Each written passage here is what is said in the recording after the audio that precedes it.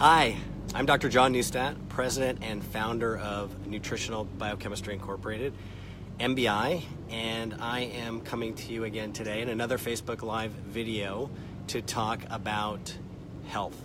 And in this video specifically, I want to talk to you about the concept of total health. I could tell you all day long to eat right, to exercise, to get enough sleep, but you know what? Those are things that you probably already know. And millions of Americans already know that too.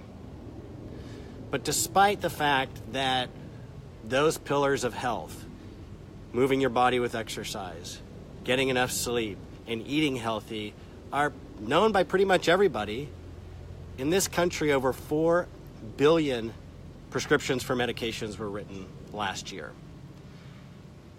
Medications can be phenomenal and life-saving, especially antibiotics. However, medications typically just treat a symptom. They don't actually fix the underlying cause. A lot of those prescriptions as well have been totally avoided with changes in diet, lifestyle, sleep, exercise, things like that. Many diseases can be reversed and prevented by just doing those 3 things. But most people don't do that. The question is, why? What is it that is keeping people from actually following through and staying focused on improving their health?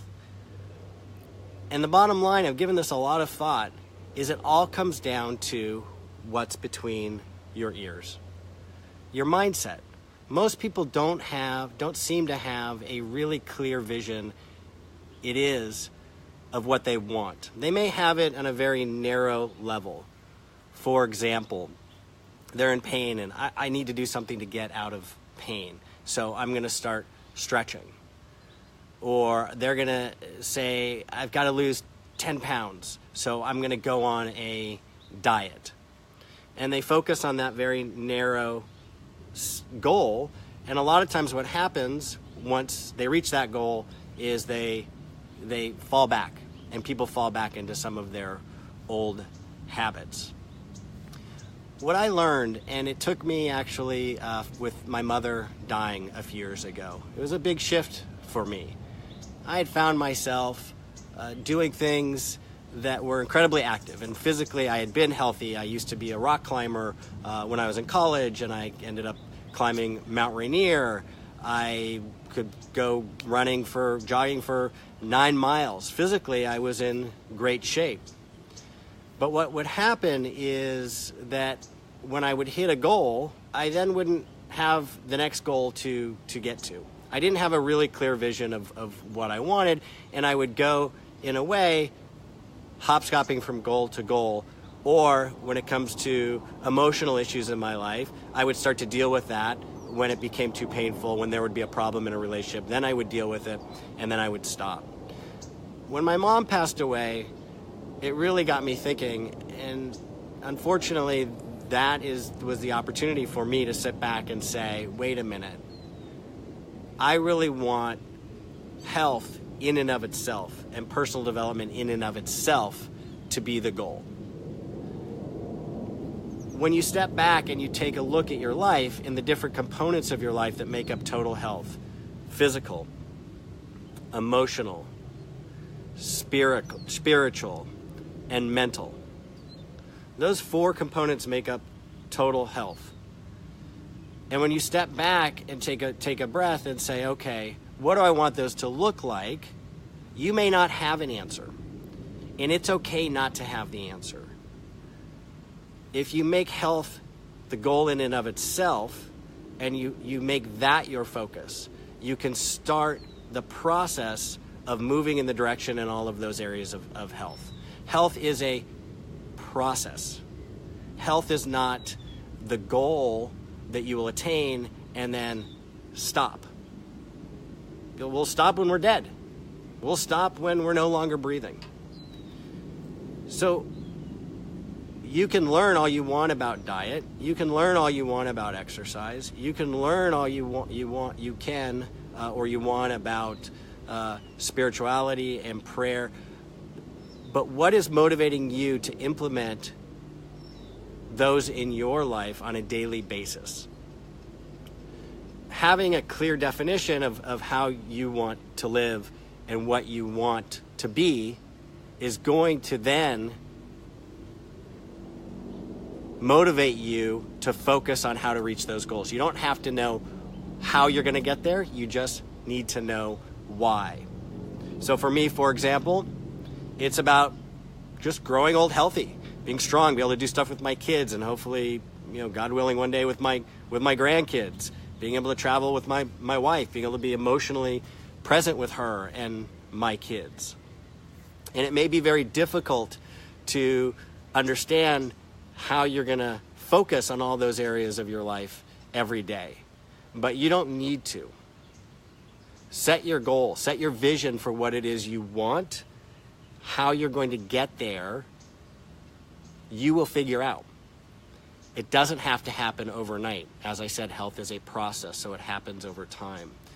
One of the biggest stumbling blocks that people have, though, and that I found over the years in working with people, and in my medical clinic, I had people coming in from 4 different states in Canada. I've done medical and health consulting work with people over the phone in the Middle East and South Africa and Australia, around the world. It's universal, the human experience. And at some fundamental level, it's important to realize that you are worth it. You are worth feeling as healthy and vibrant and as incredible as you can. And setting limits and boundaries in your life and carving out time for yourself to do that is not a negative thing. It's a positive thing, because the healthier you are, the better you're going to be for everybody else in your life. One of the things that has helped a lot of people that I've taught and that I've learned over the years is to start out simply. I'm going to give you 2 things to start out with just this week. It's not changing your diet. It's not going for a walk. It's not even meditating. There are 2 things that I want you to do to start to develop this mindset of total health. 1, in the morning, when you wake up once a day, I want you to look in the mirror. Look at yourself. Truly look at yourself. I'm going to take these glasses off for a second. Look in your eyes. How often do you do that with yourself? And tell yourself, I love you. I love you. It's going to feel weird at first. We say that to our kids. We say that to our spouses. But have you ever said it to yourself? Truly, it's going to feel weird. But just try it. Bear with me. Give it a shot. Do it every day for a week, 2 weeks, and see how it starts to transform your thinking. Say it at least 10 or 15 times. Say it until you mean it. Say it until you settle into it and you know it's true. The second thing that I want you to do, and this is to help you develop more empathy for other people, because when we have more empathy for other people and we develop that emotional intelligence, research shows that it opens us up to better human interactions and better connections with other people. And when we have better connections and better human interactions with other people, the research is very clear. The risk for depression goes down, energy levels go up. It helps many, many different aspects of health. I want you to look at somebody and I want you to think to yourself, just like me. A lot of people can pass judgment. It's natural. I do it. I've done it. They meet somebody and immediately they come to a conclusion. I want you to look at somebody and think to yourself, just like me. Just like me. That's going to open you up and expand how you're feeling to the possibilities of really connecting with that person and understanding that their experience is not that different from your experience. And it can open up the possibility of moving forward in your life with less stress and with more empathy and with more emotional intelligence, which is a foundational pillar for total health in all areas and aspects of your life. So that's what I'm going to leave you with. 2 simple exercises this week. If you feel like it, come back and comment. Let me know how it goes. Would love to hear it. Head on over to NBIHealth.com, where we have other information and resources and products to help you create the best health that you possibly can in your life. I hope you have a fantastic day and a phenomenal week, and I will see you here next week. Bye.